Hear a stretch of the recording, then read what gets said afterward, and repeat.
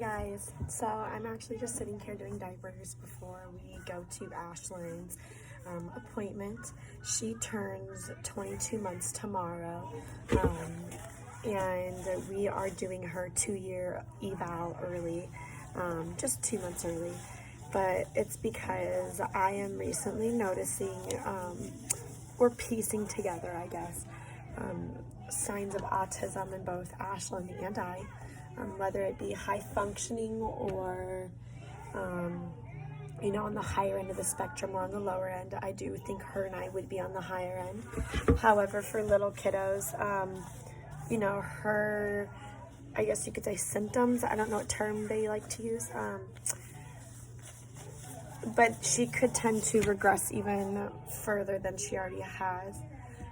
Ever since Ashlan was a baby, she has been very difficult to calm down. She's had horrid fits where she will just scream and scream and scream, and she couldn't ever calm herself down. No matter what I did, I couldn't calm her down.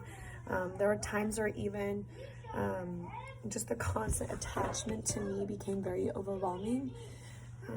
Dealing with the household circumstances that we had, it wasn't the easiest to cope with or deal with either, and it became a very overwhelming situation. Now Ashlan, like I said, is coming on 2 years, so she has so far passed every eval that she has been given, I guess. I personally have not been aware of any of the evals that they've been giving her. I guess just going to her appointments, all the questions they've asked me had been the evals that they've been taking. So I kind of asked them to let me see the results, and that way I can, myself see where maybe they're missing the cues that I'm seeing. For a while now, I've been pointing out different signs and different things in Ashlan's behavior and even mine that I thought were not, normal behavior, I guess you could say. Not that it's bad to be unnormal, but it's just not, typical behavior that I see in other children. And, finally sorry, I'm doing diapers. Sorry. So after a lot of extensive research, I have done piecing together the different puzzles of when I was little with my different health issues, all of Ashlan's different behavior issues.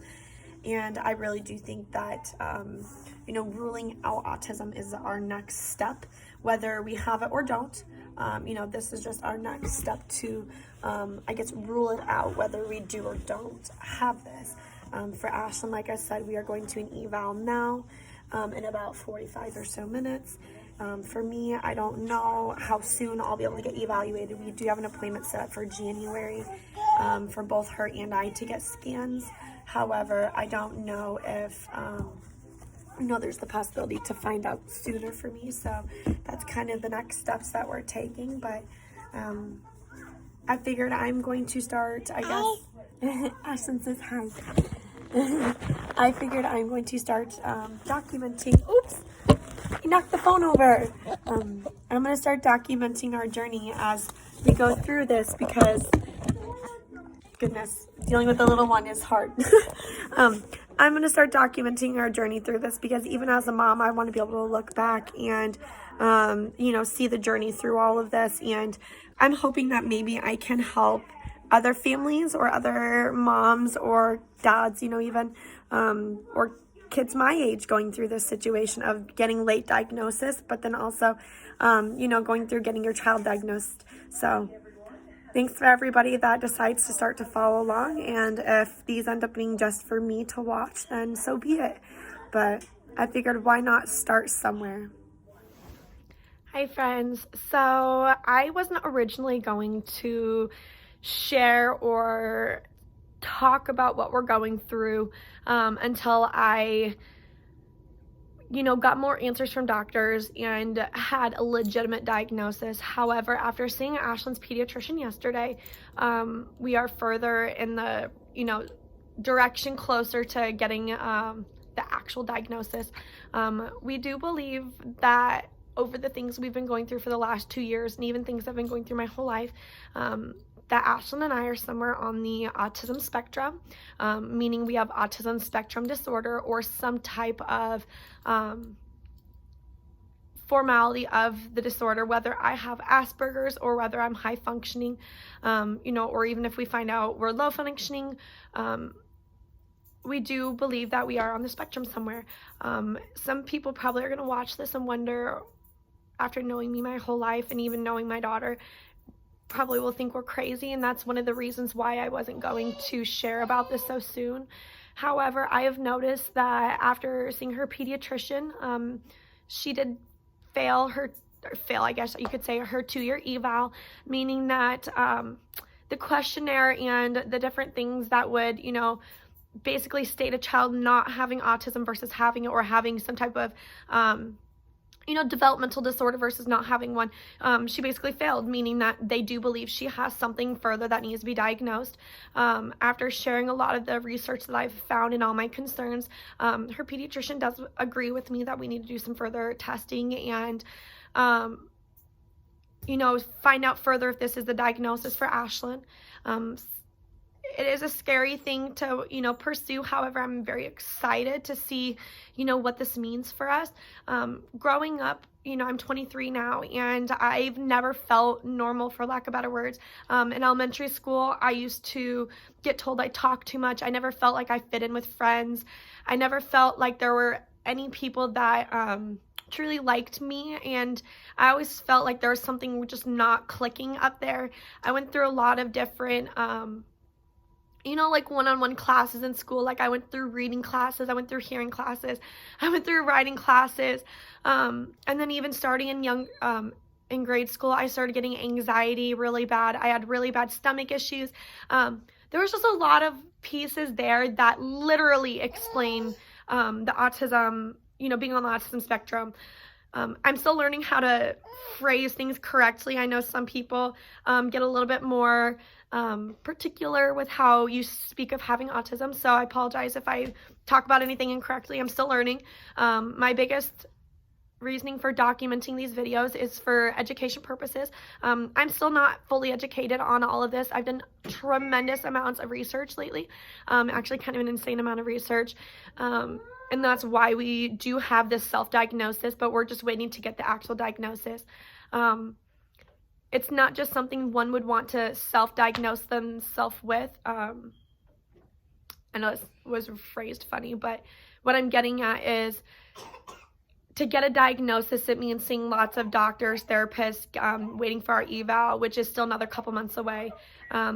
So basically this is a process, and I didn't realize that it could take such a length of time. After being on different support groups, I'm hearing that some families, it takes them months to years to find out. I am on a late diagnosis group for adults that are going through situations similar to I, and there's Miss Ashlan. Come here, sweetie.